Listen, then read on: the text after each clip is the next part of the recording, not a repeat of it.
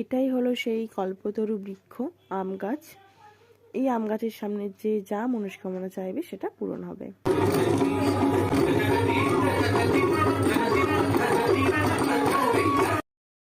Hello everyone, কেমন আছেন সবাই? আমার নতুন একটি ব্লগে আপনাদেরকে স্বাগত জানাই।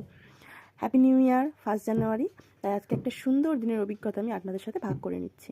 আর 1 জানুয়ারি বলতে যেটাই সবার প্রথমে আসে মাথায়, সেটাই হচ্ছে শ্রী রামকৃষ্ণ পরমহংসদেবের কল্পতরু উৎসব। তো আজকে আমরা সেখানে গেছিলাম।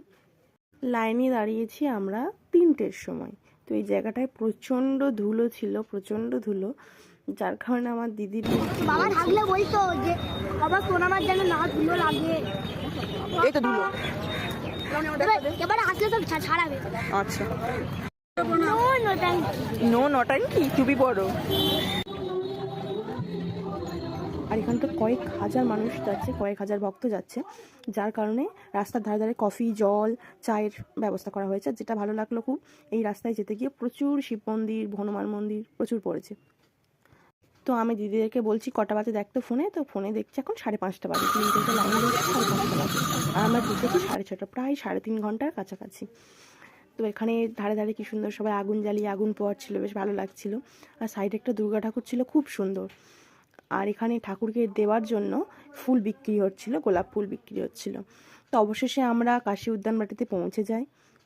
ওখানে প্রজেক্টরে দেখানো হচ্ছিল ঠাকুরের ভিতরে যা পুজো হচ্ছিল সেটাই।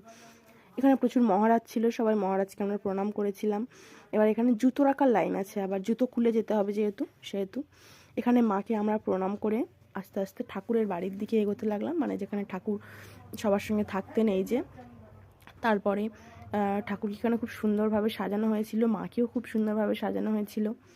তারপর আমরা ঠাকুরের মেন ঘরে গেলাম, যেখানে ঠাকুর থাকতেন। তো এখানে দাঁড়াতে দিচ্ছে না, অল্প দাঁড়াতে দিয়েছে, ভিডিও করতে দিচ্ছে না, যার কারণে ভিডিও হয়নি, একটু করেছি। আর এখানে প্রচুর লোক, দেখুন ওপর থেকে ভিডিওটা আমি করেছি, প্রচুর লোক। এখানে প্রসাদের ব্যবস্থাটা করা হয়েছিল, কিন্তু আমরা যেহেতু একটু লেটে পৌঁছেছি বলে প্রসাদ পাইনি। তবে ঠাকুরের যে মেন প্রসাদ বোঁদে, সেটা বোঁদে শুকনো বলে ওটা পেয়েছি। এই যে আরেকটা গাছ রয়েছে, এটাকে সবাই কল্পতরু গাছ বলে ভাবছে, কিন্তু এটা আসল কল্পতরু গাছ নয়, কল্পতরু গাছ অন্য একটা, সেটা দেখাচ্ছি। আর এখানে ঠাকুরের অনুষ্ঠান হচ্ছিল, মহারাজরা গান করছিল, সেটাই। আর এই যে কল্পতরু উৎসব, যেই কল্পতরু গাছের সামনে ঠাকুর সমাধিস্থ হয়েছিলেন এবং বলেছিলেন তোমাদের চৈতন্য হোক। তো ওখানে দাঁড়িয়ে একটু সবাই সবার মতো মনস্কামনা পূর্ণ করে নিলাম, মানে চেয়ে নিলাম মনের ইচ্ছা। আর এখানে একটা ছোট্ট করে মেলা বসেছিল, এখানে সমস্ত জড়িবুটির ঔষধ রয়েছে, ঠাকুরের ফটো রয়েছে, আচার, হস্তশিল্প, কুটির শিল্প, এই সমস্ত মেলা বসেছিল। ঠাকুরের দর্শনের জন্য লাইনে দাঁড়িয়েছিলাম রোদে, আর লাইন শেষ করেছি।